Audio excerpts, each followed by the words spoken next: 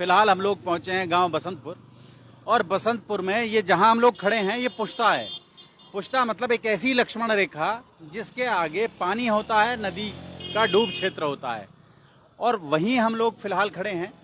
आप देखेंगे इस पुश्ते के पूर्व की ओर नदी है, यमुना है, और पश्चिम की ओर पूरी सघन आबादी है।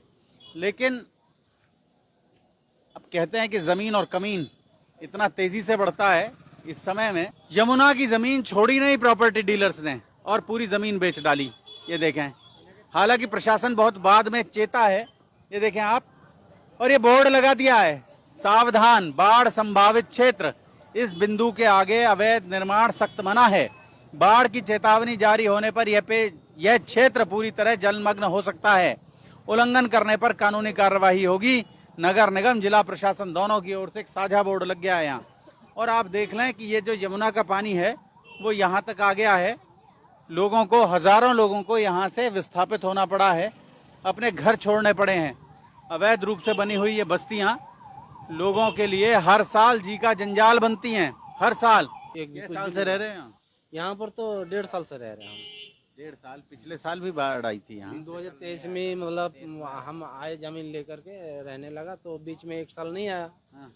और 2025 में आ रहा है। 24 में भी आया, पिछले साल भी 24 में नहीं आया।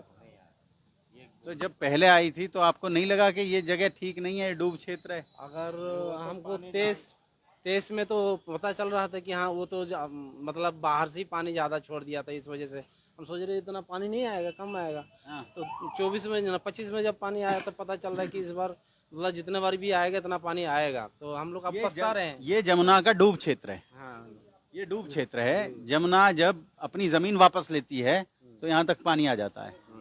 ठीक है।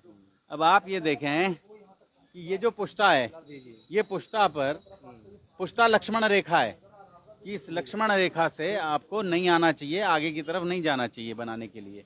लेकिन फिर भी लोग मान नहीं रहे। क्या भाव ली थी यहाँ जमीन? जमीन तो लिया 13 करके हैं? 13,000 रुपए गज। यहाँ भी 13,000 रुपए गज थी? जी जी हैं? जी। अभी भी डीलर लोग उससे कम दे ही नहीं रहा। नहीं, तो डीलरों के तो बाप की जमीन है, तो यमुना की जमीन है। डीलर वो तो खुद कह रहा है हमारा बाप का जमीन है। कैसे? डीलर लोग। तो आपने FIR दर्ज कराई डीलर्स के खिलाफ? हम नहीं, हम लोग वो सब नहीं करवाए, वो सब नहीं करवाए। वो नहीं करवाए। नहीं। क्या नाम आपका? हमारा नाम शोएबुल है। शोएबुल। शोएबुल है। और आप देख सकते हैं फरीदाबाद पुलिस भी यहाँ पहुंच रही है लगातार। रमेश चंद जी पहुंच गए हैं यहाँ